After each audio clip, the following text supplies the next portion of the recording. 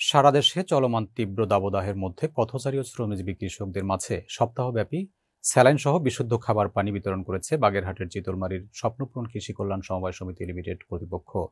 একই সাথে প্রতিদিন শত শত পথচারীর ক্লান্তি দূর করতে সংগঠনের পক্ষ থেকে তরমুজ, বিস্কুট, টোস্ট ও লেবুর শরবত বিতরণ করা হচ্ছে। উপজেলার টেকের বাজার সংলগ্ন স্বপ্নপূরণ কৃষি কল্যাণ সমবায় সমিতি লিমিটেডের সামনের রাস্তায় গত ৬ দিন ধরে সকাল থেকে সন্ধ্যা পর্যন্ত বিরতিহীনভাবে সমিতির সদস্য ও স্বেচ্ছাসেবকগণ নিরলসভাবে এ সেবামূলক কাজ করে যাচ্ছেন। প্রতিদিন এই পথ দিয়ে যাতায়াত করা শত শত ক্লান্ত পথিক, ভ্যান চালক, ইজি বাইক চালক সহ সব শ্রেণী পেশার মানুষ এখান থেকে জলযোগ গ্রহণ করে তৃষ্ণা ও ক্লান্তি দূর করছেন। বিশেষ করে চলমান বোরো মৌসুমি ধান কাটা ও বহন করার কাজে নিয়োজিত শ্রমজীবী কৃষকরা চলার পথে এখান থেকে বিশুদ্ধ খাবার পানি, শরবত, স্যালাইন ও তরমুজ খেয়ে ক্লান্তি দূর করছেন। বিনামূল্যে এ ধরনের জনকল্যাণমূলক কাজ করে এলাকায় সব মহলের প্রশংসা কুড়াচ্ছেন সংগঠনটি।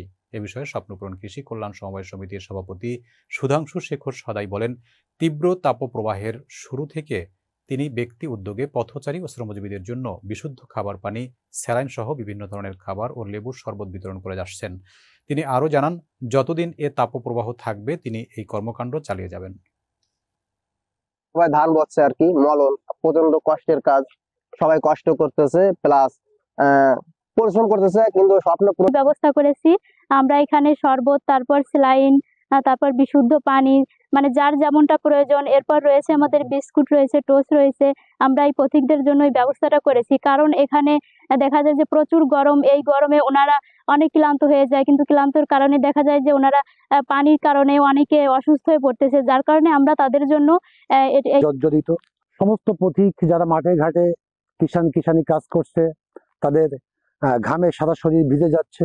আমরা তাদের দুঃখ কষ্টের কথা চিন্তা করে আমরা এখানে সুপেয় পানির ব্যবস্থা করেছি এবং এখানে স্যালাইনের ব্যবস্থা করেছি, বিস্কিটের ব্যবস্থা করেছি, টোস্টের ব্যবস্থা করেছি। পিরোজপুরের নেসারাবাদের শান্তি কমিটির নেতার সন্তান ও স্বাধীনতা বিরোধীদের সন্তানদের মুক্তিযোদ্ধা হওয়ার তৎপরতা বন্ধের দাবিতে মানববন্ধন ও প্রতিবাদ সমাবেশ অনুষ্ঠিত হয়েছে। সকাল ১১টায় নেসারাবাদ উপজেলা ফেরিঘাট মোড়ে সর্বস্তরের মুক্তিযোদ্ধা ও মুক্তিযোদ্ধা পরিবারবর্গের আয়োজনে ঘণ্টাব্যাপী এ মানববন্ধন ও প্রতিবাদ সমাবেশ অনুষ্ঠিত হয়। এ সময় উপস্থিত ছিলেন পিরোজপুর ২ আসনের সাবেক সংসদ সদস্য অধ্যক্ষ শাহ আলম, সাবেক মুক্তিযোদ্ধা কমান্ডার কাজী সাখাওয়াত হোসেন, মুক্তিযোদ্ধা নজরুল ইসলাম, নেসারাবাদ উপজেলা চেয়ারম্যান আলহাজ আব্দুল হক, মুক্তিযোদ্ধা সংসদ সন্তান কমান্ডের সভাপতি জাহিদুল ইসলাম বিপ্লব সহ আরও অনেকে।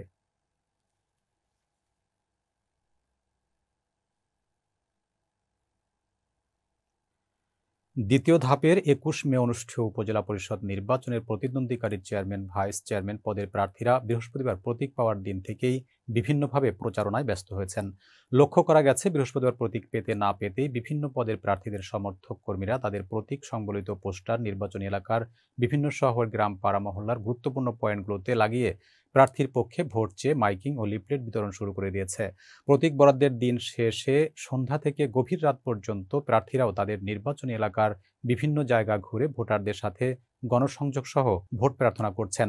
এবারে সৈয়দপুর উপজেলা পরিষদের চেয়ারম্যান পদে ৫ জন প্রার্থীর মধ্যে আওয়ামী লীগ নেতা আজমল হোসেন পেয়েছেন আনারস প্রতীক, জাতীয় পার্টির নেতা ঠিকাদার আলহাজ জয়নাল আবেদিন পেয়েছেন মোটরসাইকেল প্রতীক, যুবলীগ সৈয়দপুর উপজেলা শাখার নেতা মোস্তফা ফিরোজ পেয়েছেন টেলিফোন প্রতীক, বিএনপি নেতা রিয়াদ সরকার এরফান রানা পেয়েছেন দোয়াত কলম প্রতীক, মোহাম্মদ ফয়সাল দিদার দীপু পেয়েছেন ঘোড়া প্রতীক।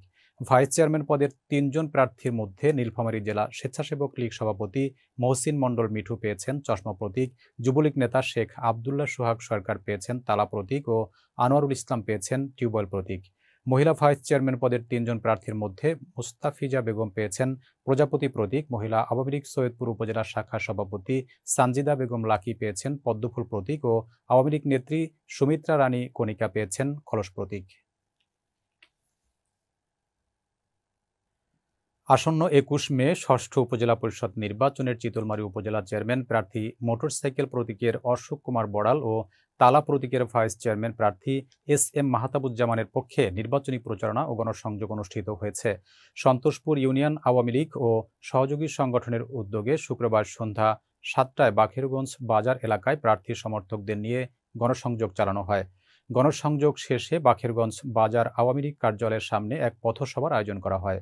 পথসভায় ইউনিয়ন আওয়ামী লীগ সভাপতি রসুল মাঝির সভাপতিত্বে ও সাধারণ সম্পাদক হরেন্দ্রনাথ শিকদারের সঞ্চালনায় উপস্থিত ছিলেন তালা প্রতীকের ভাইস চেয়ারম্যান প্রার্থী এস.এম. মাহতাবুজ্জামান, উপজেলা যুবলীগের আহ্বায়ক শেখ নজরুল ইসলাম, উপজেলা ছাত্রলীগ সভাপতি রিয়াজুল ইসলাম রিয়াদ ইসলাম সহ আরও অনেকে। এ সময় উপজেলা ইউনিয়ন আওয়ামী লীগ সহ সহযোগী ভ্রাতৃপ্রতিম সংগঠনের নেতৃবৃন্দ উপস্থিত ছিলেন। ভাইস চেয়ারম্যান মাহতাবুজ্জামান মাহতাবকে আমাদের নির্দেশ দিয়েছে, আমরা সেই নির্দেশ মতো 7 নং সন্তোষপুর ইউনিয়ন আওয়ামী লীগ, যুবলীগ, ছাত্রলীগ, অঙ্গ সহযোগী সংগঠন তার নির্দেশ পালন করে এবং এই সন্তোষপুর ইউনিয়নে আমরা 100% পারবো না, 90% ভোট দিয়া।